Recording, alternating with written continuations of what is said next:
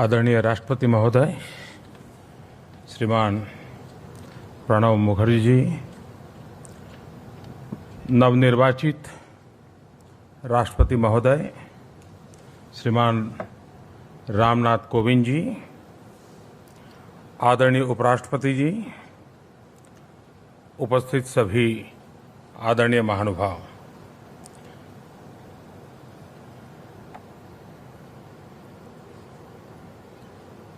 मिश्र भावनाओं से भरा हुआ ये पल है।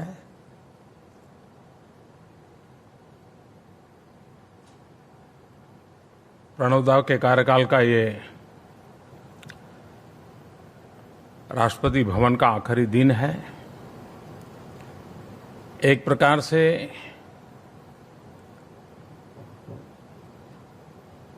इस समारोह में जब मैं खड़ा हुआ हूं तो ढेर सारी स्मृतियां उजागर होना बहुत स्वाभाविक है।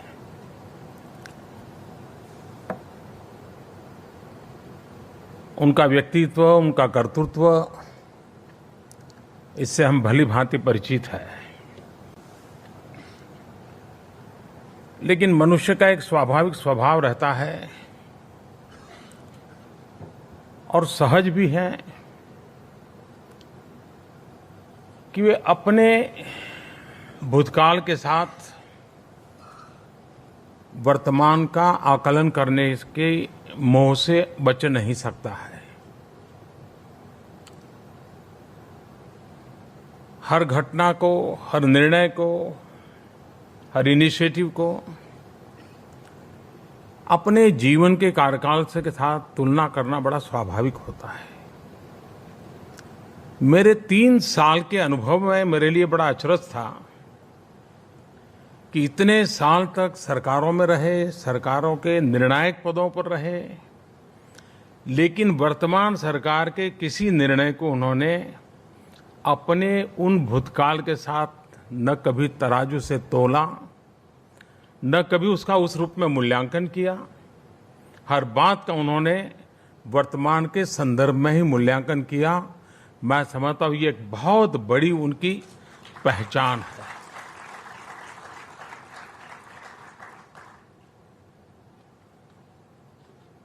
सरकार कई इनिशिएटिव लेती थी और मेरा ये सद्नसीब रहा कि मुझे हर पल उनसे मिलने का अवसर मिलता था, खुलकर के बात करने का मौका मिलता था और बड़े ध्यान से हर चीज वो सुनते भी थे। कहीं सुधार की जरूरत होती तो सुझाव देते थे, ज्यादातर प्रोत्साहन देते थे। यानी एक गार्डियन के रूप में, एक फादरली फिगर के रूप में राष्ट्रपति की भूमिका क्या होती है, उसको कायदा कानून से, दायरे से कहीं ऊपर अपनत्व से, प्यार से और इस पूरे राष्ट्र जीवन के परिवार के मुखिया के रूप में जिस प्रकार का उनका मार्गदर्शन रहता था, मुझ जैसे नए व्यक्ति को, जिसके पास इस तरह का कोई अनुभव नहीं था, मैं एक राज्य में काम करके आया था,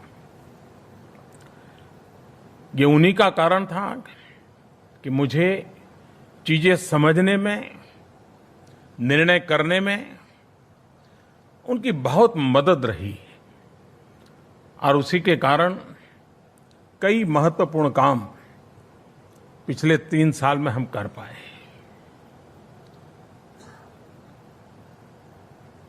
ज्ञान का भंडार, सहजता, सरलता, ये चीजें किसी भी व्यक्ति को आकर्षित करती हैं। लेकिन हम दोनों का लालन पालन अलग विचारधारा में हुआ, अलग कार्य संस्कृति में हुआ। अनुभव में भी मेरे और उनके बीच में बहुत बड़ा फासला है, लेकिन मुझे कभी ये उन्होंने फील नहीं होने दिया। और वो एक बात कहते हैं कि भाई देखिए, मैं राष्ट्रपति जब बना तब बना, आज राष्ट्रपति हूं लेकिन लोकतंत्र कहता है कि देश की जनता ने तुम पर भरोसा किया है, तुम्हारा दायित्व है और मेरा काम है कि तुम इस काम को अच्छे ढंग से करो। राष्ट्रपति पद, राष्ट्रपति भवन और प्रणब मुखर्जी स्वयं उसके लिए जो भी कर सकते हैं करेंगे। ये अपने आप में एक बहुत बड़ा संबल था, एक बहुत बड़ा संबल था। और इसलिए मैं राष्ट्रपति जी का हृदय से बहुत आभारी हूं और मुझे विश्वास है कि उन्होंने इतनी बड़े दायित्व में मेरा मोल्डिंग में जो रोल किया है वो मुझे आने वाले जीवन में बहुत काम आने वाला है। उनकी हर बात मेरे जीवन में एक पथ प्रदर्शक के रूप में रहेगी, ऐसा मैं खुद फील करता हूं। और शायद जिन जिन लोगों ने उनके साथ काम किया उन सबको ये सौभाग्य प्राप्त हुआ होगा।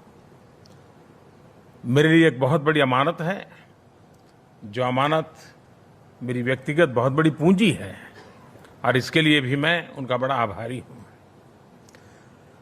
आज यहां कई रिपोर्ट्स वगैरह सबमिट किए गए। राष्ट्रपति भवन को लोक भवन बनाना ये इसलिए संभव हुआ कि प्रणवदा धरती से जुड़े हुए जनता के बीच से उभरे हुए,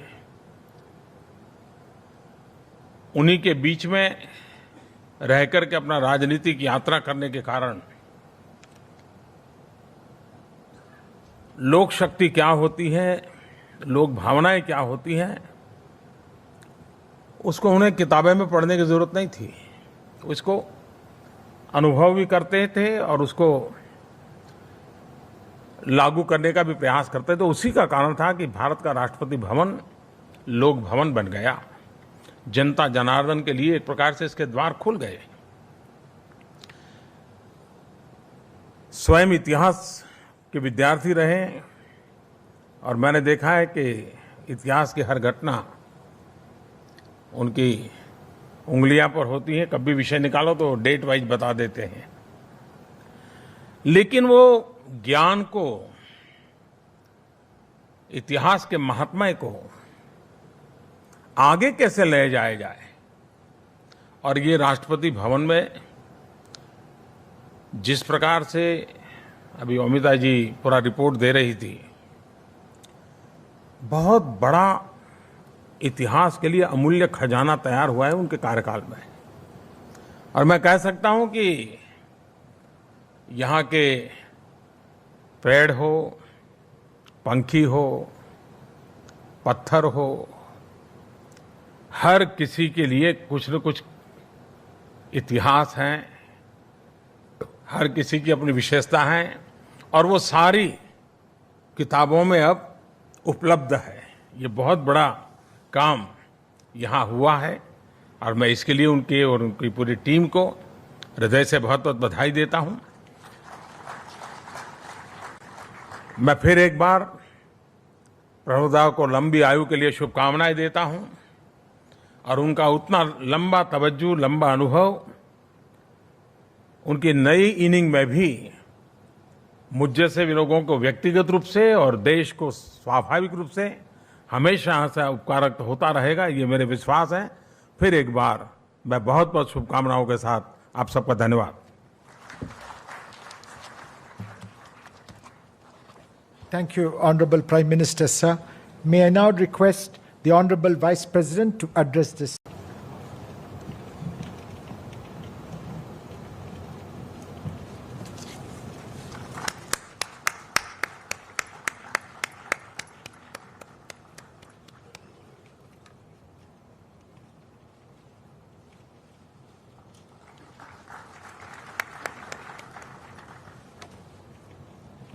Thank you, Dr. Sajid.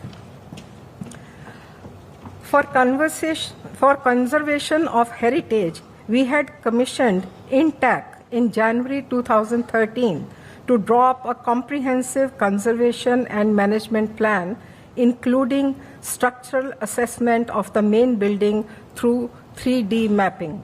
INTAC submitted the first report in June 2013. Now we have the second report, which runs into 7 volumes, which gives us a clear roadmap on how to preserve and maintain the main building for the next 50 years. To present the CCMP Phase 2 report to the President, I call on stage Dr. A.G.K. Menon and Ms. Swapna Liddle from INTAC.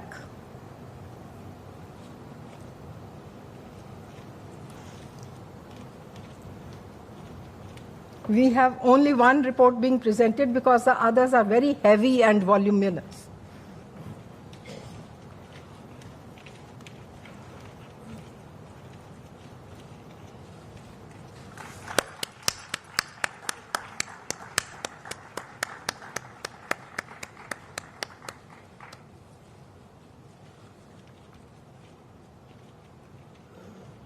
Thank you, Professor Menon.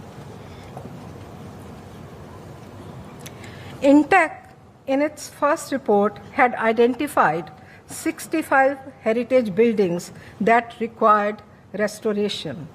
In addition, we undertook a number of new projects. I requested Dr. Thomas Matthew, Additional Secretary to the President, to document our effort. The result is the report, Conserving and Upgrading of the President's Estate, Select Projects, the Mukherjee years 2012-2017. I request Dr. Matthew to present the report to the President.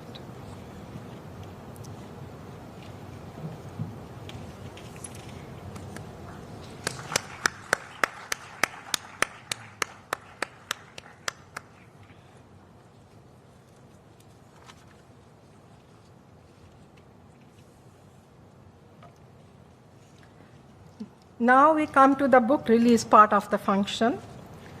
3 volumes of speeches of President Mukherjee have been published so far. The 4th volume covers selected speeches delivered by the President during the last 2 years. I invite the Honorable Prime Minister to release the book, Selected Speeches of the President, 4th volume, and present its first copy to the Honorable President. I call upon Dr. Sadhana Rao, Director General Publications Division, Ministry of INB, to kindly come up and facilitate.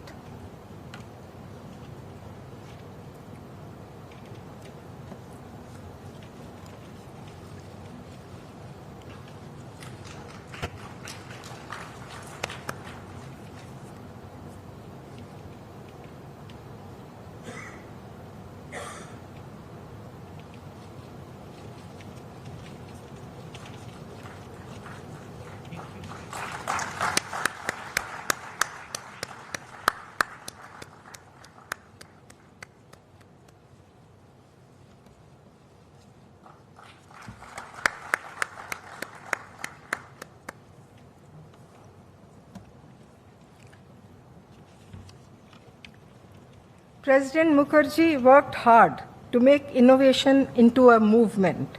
He engaged with the institutions of higher learning, industry associations, and policymakers to recognize and promote grassroots innovations. Professor Anil K. Gupta and his team from the National Innovation Foundation have brought together his efforts in the form of a book titled The Innovation President. May I request the Honorable Vice President to release the book, The Innovation President, and present its first copy to the Honorable President. I request Professor Mashelkar, Professor Anil Gupta, Dr. Vipin Kumar to come up on the stage and facilitate the release.